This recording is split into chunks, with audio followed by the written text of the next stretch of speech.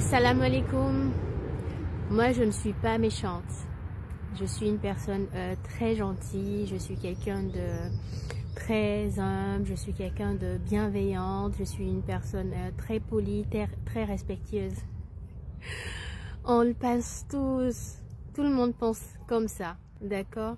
Et lorsqu'on est dans le jugement, cette personne est très humiliante. J'aime pas cette personne parce qu'il est très arrogant. J'aime pas cette personne parce qu'il est impoli. J'aime pas cette personne, il aime beaucoup humilier les gens. On fonctionne comme ça en fait. Et à un certain moment, il faut se remettre en question. Parce que ce qu'il faut savoir, c'est que une personne, moi, Binta, j'incarne les 99 noms d'Allah à l'intérieur de moi. Subhanallah. Et ce qui fait que, en fait, je peux manifester un attribut, un autre, deux attributs, trois attributs en même temps. Et il faut aussi retenir que chaque personne est le miroir de l'autre personne. Bibaraka Sidina Shia. Donc, je vais essayer d'expliquer ça dans ma compréhension à moi et par mes expériences à moi. Moi, par exemple, je vais aller au niveau de mon boulot, d'accord, et je vais passer une journée très désagréable, tout simplement parce que j'ai passé des semaines à travailler sur un dossier. Et lorsque j'ai proposé ce dossier, lorsque j'ai donné ce dossier à mon patron, bah, il m'a remballé tout simplement en me disant que le boulot est mal fait, je suis incompétente, il est insatisfait, c'est ceci, c'est cela. Donc je rentre à la maison, qu'est-ce que je fais? Je suis pas contente. J'ai un patron qui est insécrable, il aime beaucoup humilier les gens, il passe son temps à nous rabaisser, il ne reconnaît jamais le bon boulot qu'on fait et tout. Donc, ce qui se passe, c'est que moi, d'accord, le lendemain, lorsque je me lève pour aller au boulot et que le gardien, d'accord, retard pour ouvrir la porte, je me mets à crier sur lui. « Oh, mais toi, je te paye pour rien, à chaque fois, tu n'es jamais là, je suis en retard, tu prends du temps pour ouvrir, qu'est-ce que tu fais, Nani, je vais te changer, ceci, c'est cela. » D'accord. Donc, on va partir. Qu'est-ce qui vient de se passer? Est-ce que vous savez comment lui, il réfléchit par rapport à ce que vous venez de faire, c'est-à-dire votre gardien? Quand il va raconter sa journée, lorsqu'il va parler de son patron, qu'est-ce qu'il va dire? Ah, mon patron, il passe tout son temps à me rabaisser, à m'insulter, à m'humilier. Même si je prends 2 minutes pour ouvrir la porte, il est dans tous ses états. D'accord? Vous pensez la même chose de votre patron et pourtant vous faites la même chose à votre gardien. Un homme, il est arrogant, il se la pète, ce gars, moi il me plaît, mais à chaque fois c'est difficile, c'est ceci, cela, c'est un péteux. D'accord. Mais toi, dans ta voiture, tu passes, il y a un chauffeur de taxi qui vient, qui te fait la cour, tu te mets à rigoler. Mais attends, il a perdu la tête, il se prend pour qui celui-là? Un chauffeur de taxi? Moi, je suis dans ma voiture, je suis dans ma 4x4. Non, mais les hommes, ils réfléchissent même pas. Mais je cherche pas une femme qui a sa pointure. Non, mais c'est pas possible. Et qu'est-ce que je vais faire de celui-là? Il pourra même pas me payer mes vacances. Subhanallah. D'accord? Toi, tu es là, tu n'es pas marié. D'accord? Tu cherches l'homme de ta vie, un patron, un directeur et tout. Ça n'arrive pas. La personne qui te plaît, bah lui aussi, il t'insulte, il te rabaisse, tu l'appelles, je l'appelle, il prend pas, je l'invite, il répond pas, c'est ceci, c'est cela, il ne veut pas de moi, il veut pas m'épouser. Celui-là, qu'est-ce qu'il attend? Lui aussi ne veut pas d'une assistante sociale. Bien entendu, lui aussi veut une directrice commerciale. Tu n'es pas une directrice commerciale. Donc toi, tu penses que cette personne, il te rabaisse. D'accord, à chaque fois il t'humilie, il ramène des femmes soi-disant plus supérieures que toi, côté social, devant toi, il te nargue. Donc tu le critiques, d'accord? Tu dis c'est quelqu'un qui veut pas de toi parce qu'il se la pète, parce qu'il pense qu'il est supérieur à toi, d'accord? Mais de l'autre côté, toi, comment tu t'es comporté avec le chauffeur de taxi? Comment tu t'es comporté avec un autre homme simple, peut-être commercial, qui t'a fait la cour? Tu l'as rabaissé. Tu l'as humilié, tu l'as remballé. Au pire, tu lui as pas donné ton numéro de téléphone parce que pour toi, il ne mérite même pas ton numéro de téléphone. Tu n'as même pas du temps à accorder à discuter, même si tu sais, il ne va pas t'épouser, mais je vais même pas lui consacrer du temps. D'accord? Donc, Ce que tu subis de l'autre côté, tu le fais subir de l'autre côté. La vie, elle est comme ça. Donc, il n'y a pas une bonne personne, il n'y a pas une mauvaise personne. Tout le monde est bon, tout le monde est mauvais. Ce qui veut dire, tu as ton côté sombre, tu as ton côté lumineux. C'est juste que tu ne te remets jamais en question. Ce qui veut dire, tout ce que tu vois chez les autres, il faut savoir que tu l'as à l'intérieur de toi. Tout ce qu'on te fait subir de l'autre côté, sache que tu le fais subir d'un autre côté. Donc, si tu veux rompre ce processus-là, tu dois te remettre en question et voir comment tu te comportes avec les gens. Tu dois voir comment tu agis avec les gens. Tu dois voir comment tu réfléchis avec les gens et comment surtout, tu réagis. Du moment où tu vas corriger ça, tu vas corriger tes réceptions. Quand tu vas corriger tes inductions, c'est-à-dire ce que tu fais, tu modifies ça. Ce que tu vas recevoir va être en harmonie avec ce que tu donnes. C'est une vie. On est dans un monde de cause à effet. Donc, ce qui veut dire, un jour, faites l'expérience, tu sors de chez toi, tu arrives le soir, tu es claqué, tu es fatigué, tu klaxonnes dehors, ton chauffeur, ton gardien n'est pas là. Descends de ta voiture. Ouvre ton portail toi-même. Rentre ta voiture. Lorsqu'il vient, ne dis rien. Sois joyeux. D'accord? Surprends-le. Du moment où tu prends conscience de ça, tu dis, mais j'ai deux mains. Alhamdulillah Rabbil Alamina. J'ai deux pieds. Alhamdulillah Rabbil Alamina. Je suis l'esclave d'Allah. Ce gardien n'est pas mon esclave. D'accord? C'est vrai que je le paye parce qu'il a ce besoin, j'ai ce besoin-là, il a ce besoin-là envers lui et moi. C'est du donnant-donnant. C'est pas quelqu'un qui est inférieur à toi. C'est quelqu'un qui te donne un service que tu as besoin. En retour, tu lui donnes de l'argent dont lui aussi il a besoin. C'est aussi simple que ça. Dans ta femme de ménage, surtout nous les femmes, ta femme de ménage, elle retarde, elle ne fait pas bien la cuisine, le piment est trop, le sel est trop. Tu es dans tous tes états, tu l'insultes, tu la rabaisses tout le temps.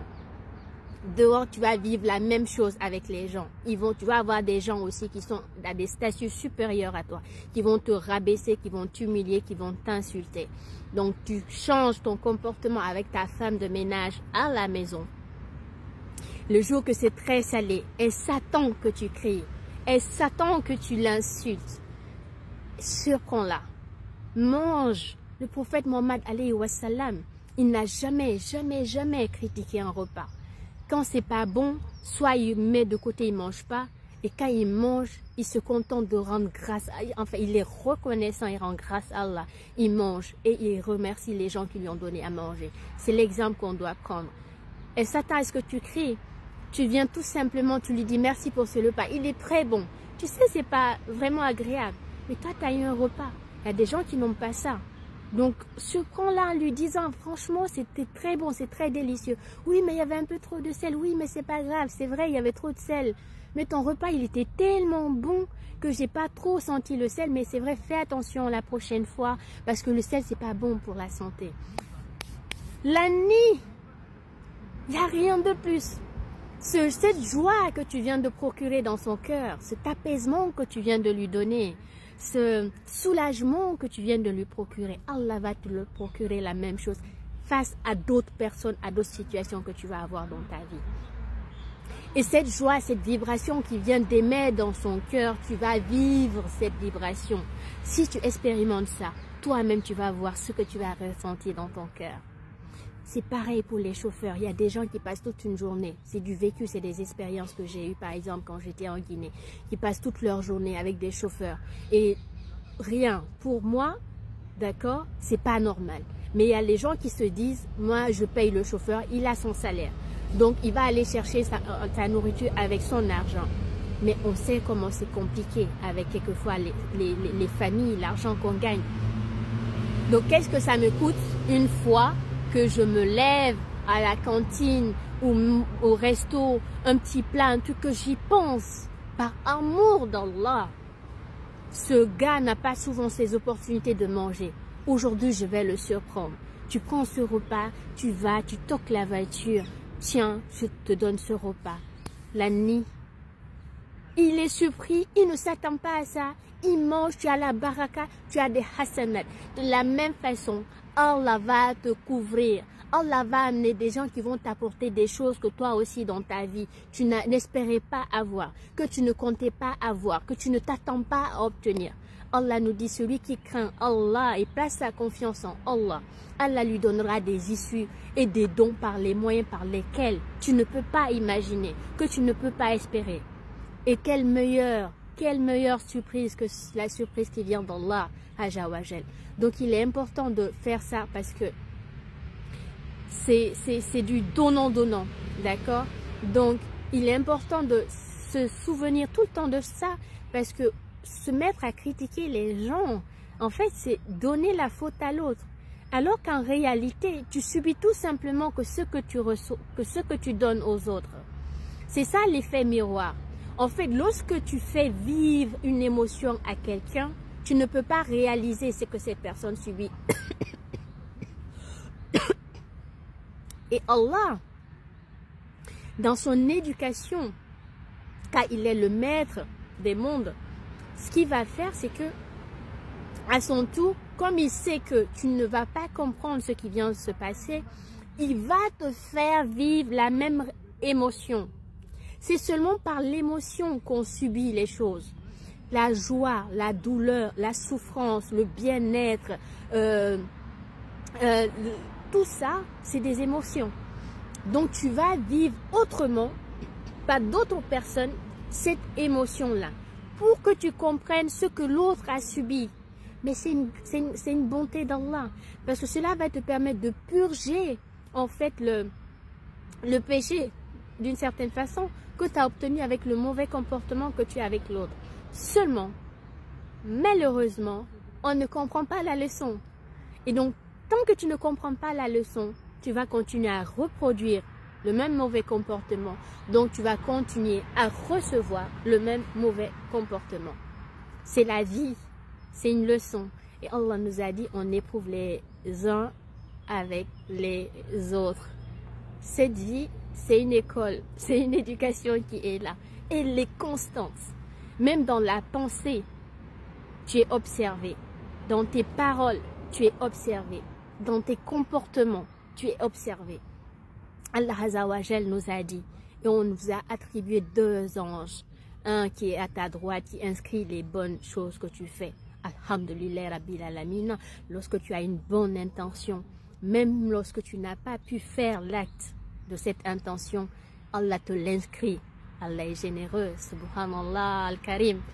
Et lorsque Allah, l'ange qui l'a mis à ta gauche, qui doit inscrire tes mauvaises actions, et lorsque tu penses à commettre ça, Allah l'interdit de l'inscrire pendant 6 heures dans l'espoir de voir que tu ne le commettes pas. Donc, il n'est pas inscrit tant que tu ne le fais pas. Et ou lorsque tu le fais, subhanallah, on attend aussi, je pense 6 heures si je ne fais pas erreur, pour l'inscrire si tu ne demandes pas pardon. Donc, si tu commets une mauvaise action, tu as encore un délai. Si tu te repens, Allah ne te l'inscrit pas. Quelle générosité. Subhanallah. Donc, on a ces 2 anges gardiens qui sont là, qui inscrivent en fait nos actions, qui nous accompagnent toute la journée. Donc, on est scruté. Rien n'échappe. Tout ce qu'on fait est inscrit. Et en fonction de tout ce qui est inscrit, en fait, les choses se déroulent au fur et à mesure. Et c'est comme ça que tu subis. Et c'est ça, on dit le karma et le dharma. Ça dépend de comment on le comprend. Mais tout ce qu'on vit dans notre vie n'est qu'une succession, en fait, de nos pensées, de nos actions et de nos paroles. Donc, si tu veux corriger tout simplement le comportement des autres vis-à-vis de toi, remets-toi en question et revois ton comportement avec ceux qui sont à des niveaux bas. C'est-à-dire, tu te crées une pyramide et tu crées la pyramide et tu te mets au-dessus de cette pyramide. Et donc, tu regardes ton comportement avec tous ceux qui sont à l'intérieur de cette pyramide jusqu'au bas de la pyramide.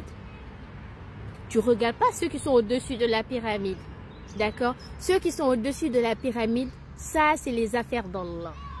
Donc, ce que tu vas créer dans ta pyramide, Allah va créer aussi dans la pyramide qui est au-dessus de toi. Toi, tu es au bas de la pyramide qui est au-dessus de toi. Donc, le comportement de ceux qui sont au-dessus de toi, au-dessus de cette pyramide, vis-à-vis de toi, sera le miroir de ce que tu donnes à ceux qui sont inférieurs à toi. Donc, qu'Allah nous aide à vraiment prendre soin de ceux qui sont d'une certaine façon inférieurs à nous, socialement parlant, physiquement parlant, intelligemment parlant, spirituellement parlant. Chacun a son rythme, chacun a sa vie, a sa destinée. Mais l'autre en fait est un outil pour toi, un outil par lequel tu peux te lever, un outil par lequel tu peux te cracher. Et encore pire, c'est celui qui subit beaucoup de toi. Qu'Allah nous préserve que cette personne-là ne soit pas du côté de l'ombre, c'est-à-dire les personnes qui sont plus mauvaises avec nous, spirituellement parlant, et qui sont du côté de l'ombre, sont les personnes les plus basses, spirituellement parlant et socialement parlant. C'est-à-dire, si tu as un patron, un ami qui est au même niveau que toi ou supérieur à toi, et que celui-là est du côté de l'ombre, celui-là, lorsqu'il va te faire du mal ou de la sorcellerie, par exemple, ça ne va pas être pareil que celui qui est, par exemple, ton gardien, ton chauffeur ou ta femme de ménage à la maison, que tu écrases tous les jours. Celui-là, là, s'il a ces capacités-là, il va te briser toutes les nuits. En fait, parce qu'il a la rage. Vous voyez ce que je veux dire? C'est-à-dire, lui, physiquement dans la matière, il ne t'ose pas. Il ne peut pas réagir, il ne peut rien te faire. Donc, il encaisse, il encaisse, il encaisse. Donc, lui aussi, du côté spirituel, il te fait encaisser de la même façon. Et comme toi, tu es endormi, tu ne sais pas ce qui se passe, il charge ton âme. Il n'arrête pas, il se fatigue pas. Parce qu'à chaque fois, chaque jour, tu renouvelles ton comportement. Donc, à chaque occasion, lui aussi, les nuits, lui aussi, il renouvelle ce qu'il fait. Donc, il devient plus agressif, en fait. Et pire encore, et malheureusement, c'est que ces personnes-là, Allah va leur donner la route, va leur donner l'autorisation de te faire du mal. Pourquoi? Parce que tu as un mauvais comportement. Parce que avec ça, tu ouvres la porte. Donc, Allah leur donne le fouet pour qu'ils te frappent. Pas parce qu'ils sont puissants, pas parce que c'est les meilleurs sorciers, non. Mais parce que tu es très mauvais avec eux. Donc, par ces mauvaises actions, ils réussissent tout simplement à t'affecter par l'autorisation d'Allah. Donc, au lieu de chercher à avoir les bons comportements avec ceux qui sont supérieurs à nous, ceux qui sont plus riches que nous, ceux qui sont plus importants que nous, parce qu'on a des intérêts envers ces gens-là, on devrait au contraire nous comporter et nous occuper spécifiquement de ceux qui sont inférieurs à nous, de ceux dont, en parenthèse, on n'a pas besoin, on peut se passer, on n'a pas d'intérêt avec eux, mais ou au contraire, spirituellement parlant, on a un énorme intérêt avec ces gens-là. Qu'Allah nous aide avec cela à comprendre en fait que nous sommes la cause de tout ce que nous subissons. Et pour corriger cela, il suffit tout simplement de corriger en fait notre cœur vis-à-vis de ceux qui sont autour de nous. Donc qu'Allah nous aide. C'est pas quelque chose d'évident, mais je pense que prendre conscience déjà de ça, et même si c'est pas par l'amour d'Allah qu'on le fait au début, mais faire pour notre propre intérêt, en disant si je veux que quelqu'un qui est supérieur, qui est bien placé socialement, m'accorde de l'importance, alors que moi je n'ai rien, je suis un simple employé, bah, je vais commencer moi à être très bien, très respectueux avec mon employé. Bah, à ce moment-là, lorsque tu vas sortir et que tu vas rencontrer des gens, des ministres, des gouverneurs, des savants, peu importe, ils vont t'accorder ce respect-là. Et tu vas être très surpris en te disant, subhanallah, une personne comme moi, regarde l'amour qu'il me donne, regarde la considération qu'il me donne. C'est Allah qui a mis ça dans leur cœur pour qu'ils te donnent cela. Tout simplement parce que tu donnes cela aux créatures d'Allah qui sont faibles.